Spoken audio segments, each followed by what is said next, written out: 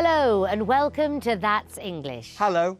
Today our documentary is about a very interesting subject, globalisation. I'm an expert on globalisation. Are you really? Yes, I am a citizen of the global world. Can you give us some examples? Well, when I was on holiday in Indonesia, I found my favourite brand of British shampoo in a local shop. Is that all? Well, I eat Indian food once a week, and I support an American football team and watch all their games on satellite TV. I think globalisation is a bit more complicated than that, Ashley. Let's ask a real expert. Ken Wilson is an expert on language and cultural exchange, and he's going to tell us about the effects of globalisation. For example, how globalisation makes it easy for rich countries to trade, hacer negocios. Does he say anything about music? Yes, and how a very famous British band helped to spread music across the world. Spread, difundir. And while you watch, find the answer to this question. Which is the most popular type of globalisation?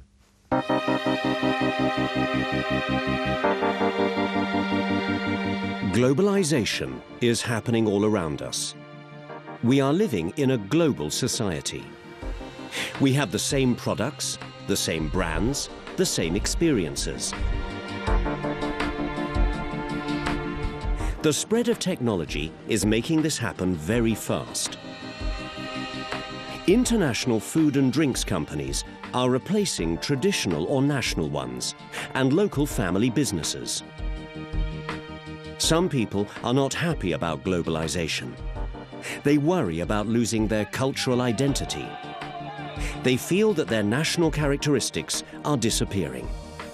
The spread of Halloween is an example of globalization, an annual event where people dress up in costume. It was first popular in the United States and Great Britain. It is now becoming a global festival. Expert in cultural exchange Ken Wilson explains that the term globalization means many different things. I think there are many different kinds of globalization. There's economic globalization, where rich countries and financial institutions make it possible to transfer funds, to buy and sell goods. Then you've got, obviously, product globalization. Wherever you go, there's a McDonald's, there's a Starbucks. And then there's, I suppose, the one that people like best, which is cultural globalization, the fact that American films are everywhere. But what does globalization mean for ordinary people? It really depends on where you live. The advantages of globalization for rich countries is that they can trade very easily. It's not so easy for poor countries. The disadvantage, every time a Starbucks opens, it means that a local cafe probably closes. Some people may like globalization, some may not.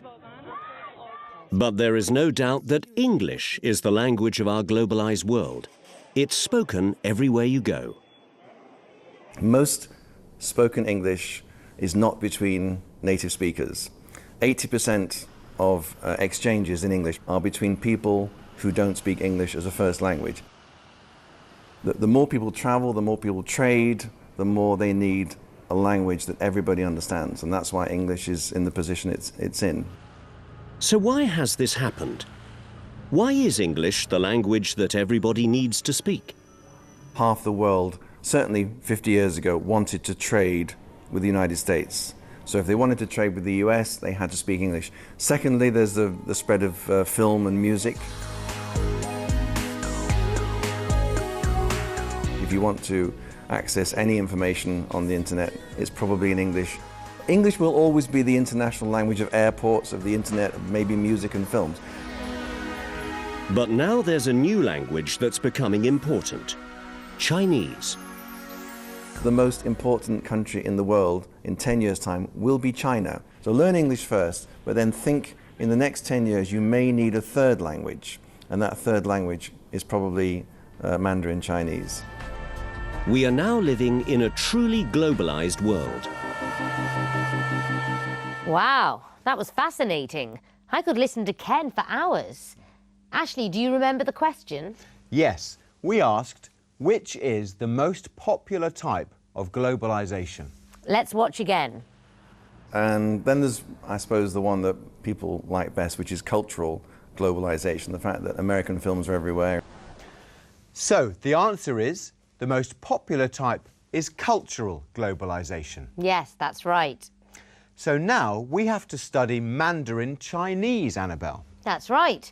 Some English children are already studying Mandarin. And it's amazing that 80% of exchanges in English are between people whose first language isn't English. Well, as Ken says, English will always be the language of airports, the internet, films and music. Probably. And now we're going to hear what our friends from different English-speaking countries answered to this question. How have other cultures influenced the daily life of your country? Let's watch. We're hugely influenced by Polynesian culture, Polynesian and Maori customs, language, eating habits come into our everyday lives. There are a lot of Italians in Scotland who settled in the late 19th, early 20th century, and they brought with them cafes and ice cream bars, and so cafe culture in Glasgow, actually, particularly, is quite well developed. I believe the Cuban culture has a lot of influence on America, mainly like in Miami, Florida. The language has changed pretty much totally. People are speaking something we call Spanglish. Britain used to own Jamaica, and you can see that in named places like Manchester, which is also a British place. And a lot of the ceremonies, marriage ceremonies, are very British. There is some influence in terms of diet and language. Something that impacts on me is the introduction of coffee from our Italian migrants. They introduced cappuccinos, and we have a big coffee culture now in Australia. Wow! Italian coffee has had a big impact. Yes, Italian emigrants took their coffee and cafe culture to different parts of the world, like Scotland and Australia. Oh, I love a good cappuccino. Oh, actually, I prefer English coffee. Ugh, it's just like tea. Precisely. Perfect for me. Anyway, what about the Cubans in Florida? Creating a new language, Spanglish. That really is a big impact. They combine Spanish and English so that everyone can understand. Very clever. Sí, qué listos. Now let's go on to our new section, the road trip.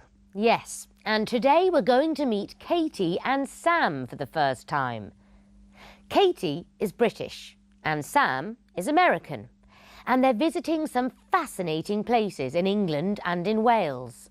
Great. I'm really looking forward to this. Me too. Yo también estoy deseando verlo. While you watch, find the answer to this question. Does the waiter feel more British or Pakistani?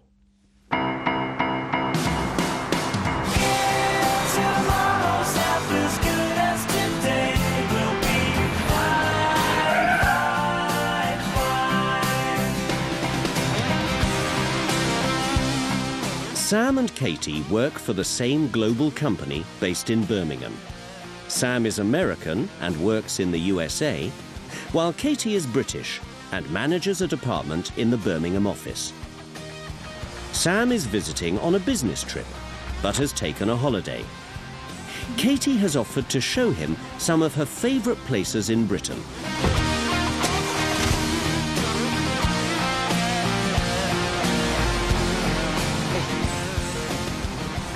Sorry I'm a bit late. That's all right.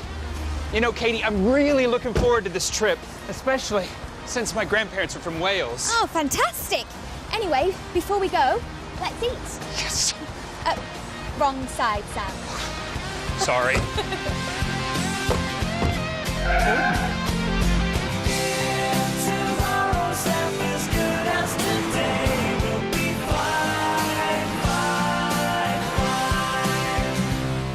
My guidebook says that this area is called the Balti Triangle. That's right. The restaurants are called Balti houses. Which were started by the Indians and Pakistanis who arrived here in the 1970s.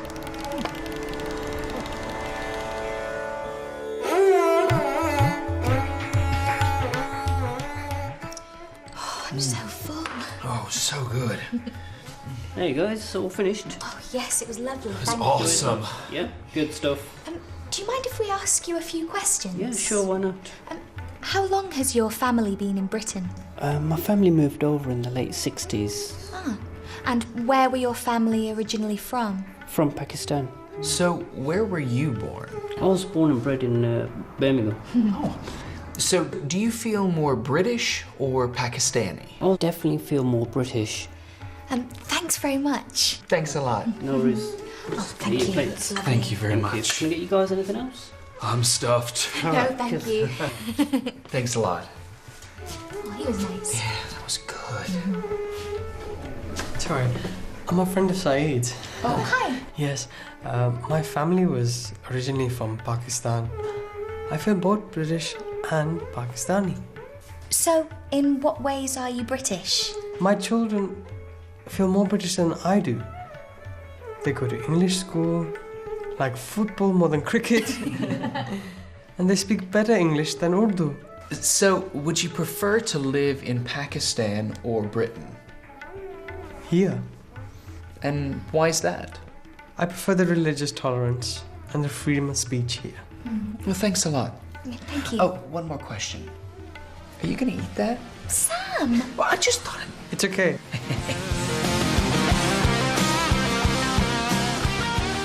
So, off to Wales. Yes, but first, I'd like to show you some very important history in England. All right.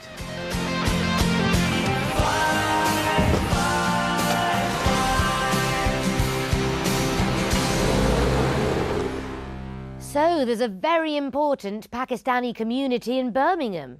Well, that's quite a surprise. I used to eat in the Balti Triangle when I was a student.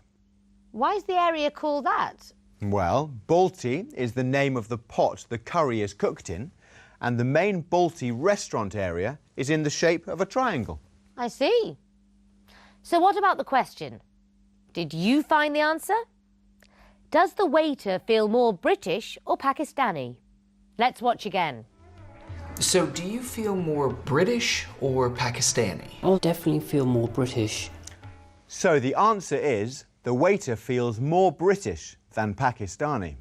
Yes, because he was born and grew up in Birmingham. How about you, Annabelle? I was born and grew up in Liverpool. Great. Well, that's all we have time for. See you in the next programme of That's English. Yes, see you. Bye-bye. Bye.